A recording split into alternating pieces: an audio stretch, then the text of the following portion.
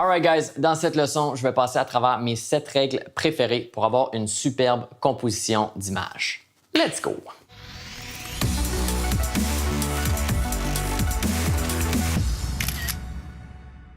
La composition d'image, c'est l'agencement des éléments visuels d'une photo ou d'une vidéo. L'idée là, c'est de positionner chaque élément de ton plan à un endroit stratégique pour arriver à un résultat visuellement agréable. Tout comme une pièce musicale où les notes sont placées dans un ordre particulier pour donner un résultat qui est plaisant pour l'oreille, la composition d'image veut donner un résultat qui est attrayant pour l'œil. C'est une belle métaphore, hein? Le but de la composition d'image, c'est de guider le regard du spectateur vers le sujet principal de ton plan. C'est pour ça que c'est l'un des éléments les plus importants en photo et en vidéo. Je répète, c'est super freaking important. C'est ce qui te fait aller de « ouais, la photo est correcte » à un « ça, c'est une belle photo ». Donc, les 7 règles qu'on suit le plus pour obtenir une bonne composition d'image sont la règle des tiers, les lignes directrices, la profondeur, remplir le cadre, la symétrie, le cadrage et les motifs.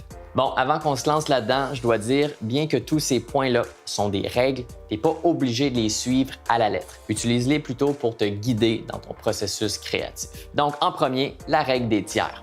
Ça, c'est probablement la règle la plus connue en composition d'image. La règle consiste à diviser ton image, ton cadrage, en 9 parties et de placer le ou les éléments principaux sur les lignes horizontales ou verticales.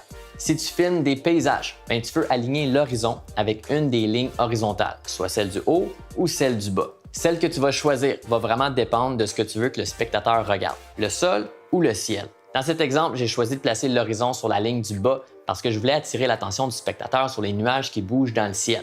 Tandis que dans cet exemple-ci, j'ai choisi de mettre l'horizon sur la ligne du haut pour que le spectateur se concentre plus sur l'eau qui coule à côté de la lentille, proche du sol. Mais là, qu'est-ce qui arrive si tu veux montrer autant le sol que le ciel? Tu brises la règle et tu places ton horizon pile poil au milieu en créant une symétrie, chose qu'on va parler un peu plus tard. Maintenant, quand tu filmes des personnes, essaie toujours d'aligner les yeux avec la ligne horizontale supérieure. Ça va t'aider à garder un bon headroom. En gros, le headroom, c'est l'espace entre ta tête ou la tête du sujet et le haut du cadre.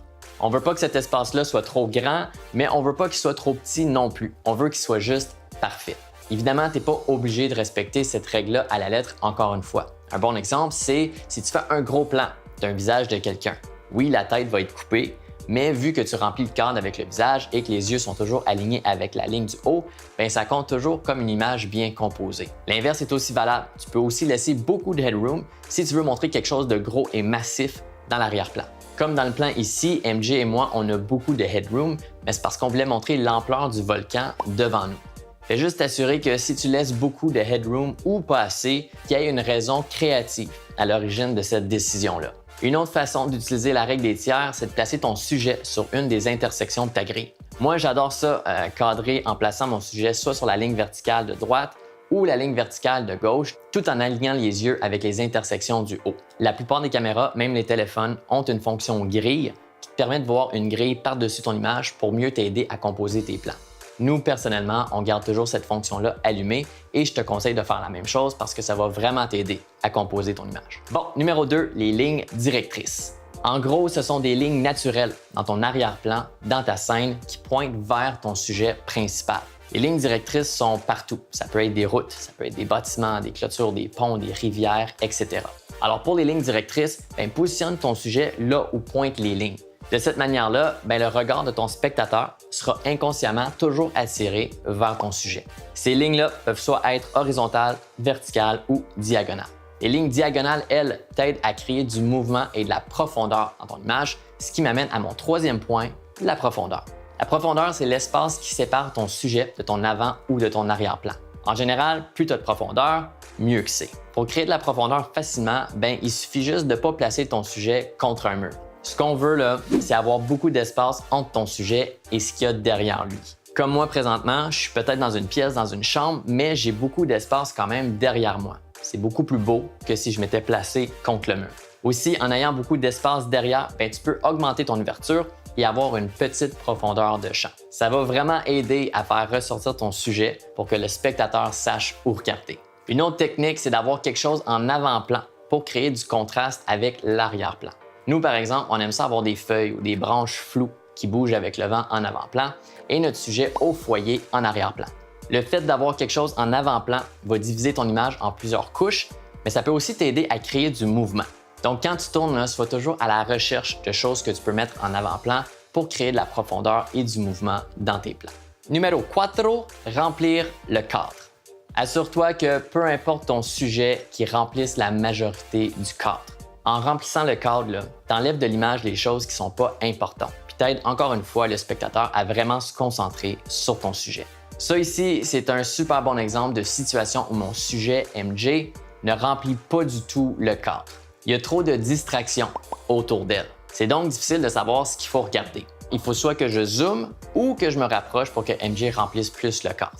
En faisant ça, j'élimine toutes les choses dans l'arrière-plan qui n'apportent pas grand-chose à mon image. Aussi, quand tu remplis le cadre, tu donnes l'impression au spectateur de faire partie de l'action. Comme dans cet exemple où la roue du Jeep, mon sujet, est super grosse dans mon image. Tout ce qu'on a fait, c'est qu'on a utilisé un objectif grand angle et on s'est rapproché de notre sujet le plus qu'on pouvait, ce qui nous a donné cet effet. Là, tu dois te dire « cool, nice, mais qu'est-ce qui arrive avec les plans larges? » Bonne question. Si on prend cet exemple où MJ et moi, on marche en direction de l'espèce de grosse porte, on ne remplit pas nécessairement le cadre, mais c'est parce qu'on voulait montrer l'énorme volcan devant nous. Dans ce cas-ci, c'est pas grave parce qu'on voulait que tu te concentres autant sur l'arrière-plan, alors le volcan, la porte, que sur nous. Ces autres éléments-là dans l'image ajoutent quelque chose au plan, mettent le spectateur en contexte. Et si tu fais un plan large d'un paysage, ton paysage devient ton sujet. Nous, ce qu'on aime faire, c'est de commencer avec un plan plus serré, plus rapproché de notre sujet et ensuite couper à un plan plus large. De cette manière-là, on dévoile l'environnement dans lequel se passe l'action et c'est plus facile pour le spectateur de trouver le sujet et de comprendre ce qui se passe dans l'image. OK, la 5e règle, c'est la symétrie. La symétrie, c'est quand ton plan est symétrique. La symétrie peut autant être entre la gauche et la droite que le haut et le bas de ton image. Un bon moment pour te servir de la symétrie, c'est quand tu as de l'eau pour refléter la partie supérieure de l'image pour que les deux parties de ton plan se ressemblent, soient presque identiques. Comme dans cet exemple-ci où on s'est servi de l'eau par terre pour refléter le portail et le volcan. Ou dans ce plan-ci où on a placé notre sujet, la tour Eiffel, au milieu pour créer une image avec symétrie parfaite de gauche à droite. La symétrie, là, c'est vraiment attrayant pour les yeux. Fait que sois toujours à l'affût d'arrière-plan symétrique.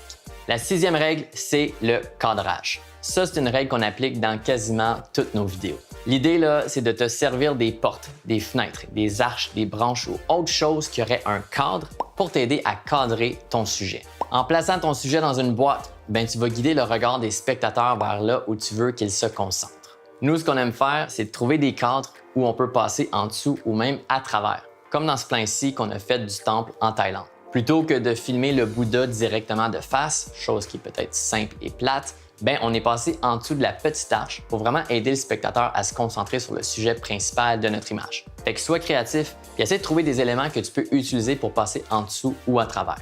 Un bon cadrage là, peut vraiment rendre tes plans beaucoup plus intéressants et dynamiques. La dernière règle, les motifs. Les motifs peuvent être des éléments naturels ou artificiels et sont composés de lignes, de couleurs ou de formes qui se répètent. Ce qui fonctionne bien, c'est quand tu casses le motif en plaçant ton sujet en plein centre. Comme dans ce plan ici où MJ marche au milieu de la série de piliers. Comme il y a un motif tout autour d'elle, notre regard est automatiquement attiré par le sujet au centre. Et ce qui est nice, c'est que dans ce cas-ci, les piliers agissent aussi de cadre, fait que c'est deux règles de composition dans la même image. Malade. Alright, that's it. C'était les 7 règles que je te conseille de suivre pour obtenir une bonne composition d'image. Bon, encore une fois, n'oublie pas que tu n'es pas obligé de les suivre à la lettre. Sois créatif et n'aie pas peur d'essayer différentes choses, soit en les brisant ou en les mélangeant ensemble. Alright Picasso, si tu as des questions, n'hésite pas et nous, on se revoit la prochaine fois. Ciao!